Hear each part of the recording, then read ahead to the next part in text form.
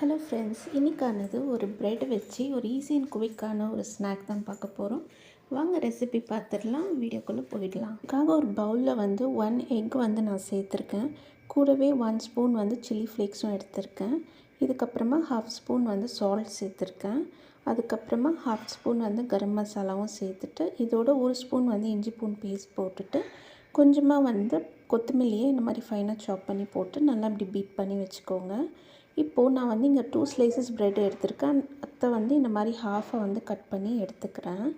இப்போது நம்ம ரெடி பண்ணி வச்சுருந்த அந்த மிக்சரில் வந்து இந்த ப்ரெட்டை வந்து நல்லா டிப் பண்ணி எடுத்துட்டு, அப்புறம் வந்து நம்ம ப்ரெட் க்ரம்ஸில் இப்படி கோட் பண்ணி எடுத்து இப்படி சைடில் எடுத்து வச்சுக்கலாம்.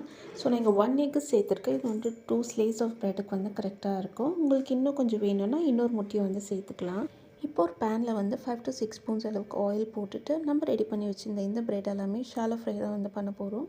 ஸோ எல்லா ப்ரெட்டையும் வந்து அந்த எண்ணெயில் போட்டுட்டு ஒரு 2-3 மினிட்ஸ்க்கு அப்புறமா ஃப்ளிப் பண்ணி போட்டுட்டு, நீங்கள் இந்த மாதிரி கோல்டன் ப்ரௌன் வர வரைக்கும் நீங்கள் அதை வந்து இந்த மாதிரி ரோஸ்ட் பண்ணி எடுத்துக்கலாம்.